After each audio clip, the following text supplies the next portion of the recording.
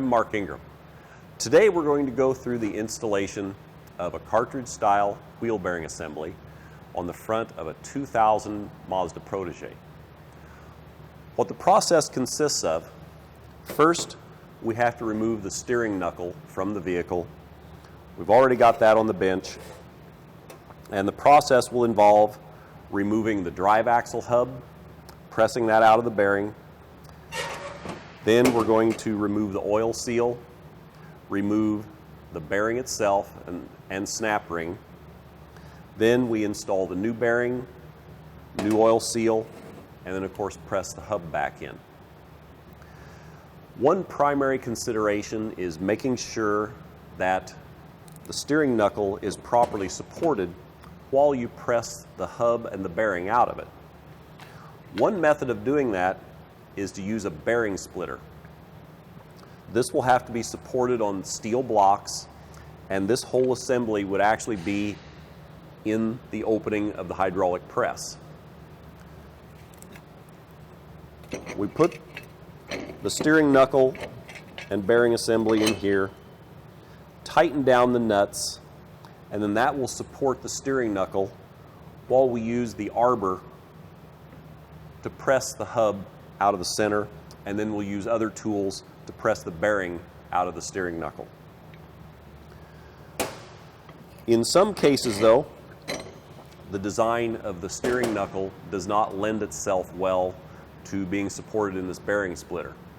So there is another tool available out there that's designed specifically for supporting these steering knuckles. Some of them have a very odd shape and just won't go into the bearing splitter. So we've already set this up.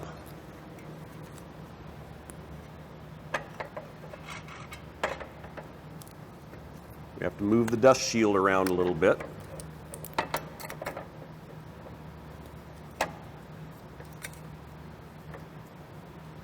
And this support tool has 3 posts on it that can be adjusted to any length, any position, so that we can match this up to pretty much any steering knuckle. Then of course we'll use the correct size arbor to fit onto the drive axle hub, and then we're ready to operate the press and push it out. Now we're going to use the foot control for the hydraulic press to operate the ram, push down on the arbor.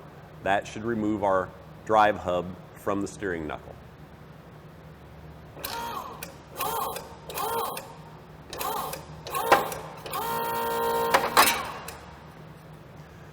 On this particular design, as soon as you let up on the control pedal, the ram retracts automatically.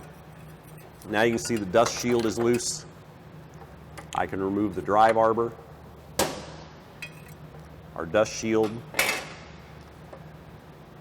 and then we still have the inner race of the bearing on the drive hub. We have to press that off separately. Then we'll remove the snap ring, dust seal, and we'll press the rest of the bearing out of this drive hub as soon as we get set up. To remove the inner race of the bearing assembly from the drive hub, there are 2 basic ways to do it. The most common method is to take the hub assembly, clamp it in the vise, and then we would use a chisel between the bearing race and the seal, tap it very swiftly, and hopefully that will bump loose the bearing race from the hub. That gives us a small gap where we can then take the bearing race, use a bearing splitter tool, bolt it together, then we would use it on the press to go ahead and press the bearing race off. Another technique that works very well is to take the drive hub,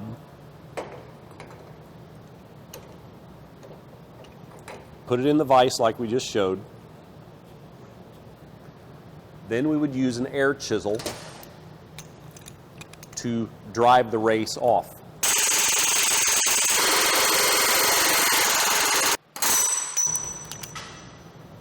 And now we remove the race. Now we're ready to install this back in the new bearing. Now that we've removed the inner race from the drive hub, our next step in replacing the cartridge wheel bearing is to remove the snap ring that's holding the outer race in the steering knuckle. Then we're going to remove the dust seal from the back side using a screwdriver. Now we find the correct tool to fit up with the bearing, pushing it from the back side, and then we'll use this tool on top of that bearing press.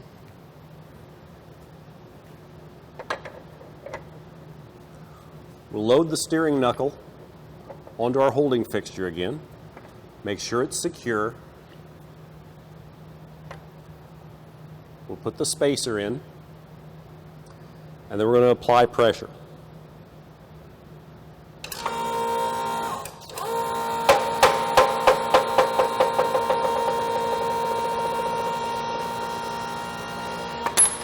Now that we've removed the bearing from the steering knuckle, we want to inspect the bore and the seating surface that the bearing rests in to make sure there's no corrosion or dirt. If necessary, we're going to use a little emery cloth and solvent to clean this bore perfectly clean. Also make sure the snap ring groove is nice and clean. Then we'll be ready for reassembly. The final step in installing our cartridge style bearing is to put the dust shield on the steering knuckle, and we want to tap that in place.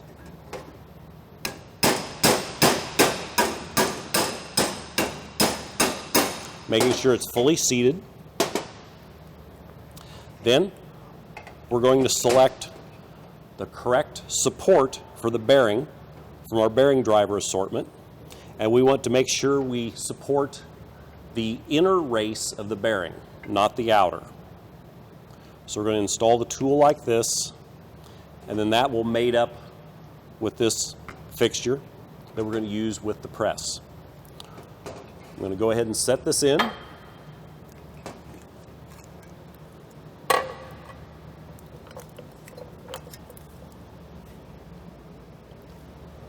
We'll line this up with the hydraulic ram.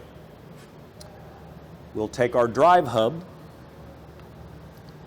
set it in place,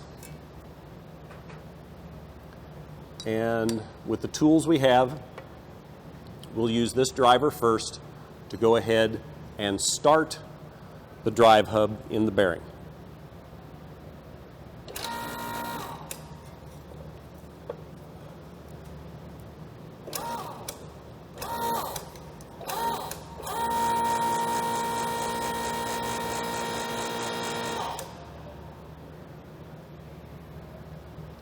We've driven it part way in with that tool. Now we have room for this spacer. We'll continue the installation.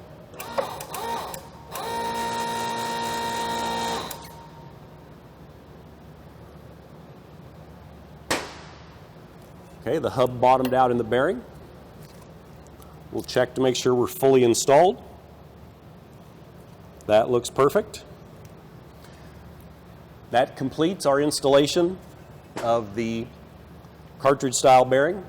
Now we're ready to reinstall this hub on the car, check the alignment, and we'll be ready to go. Thank you.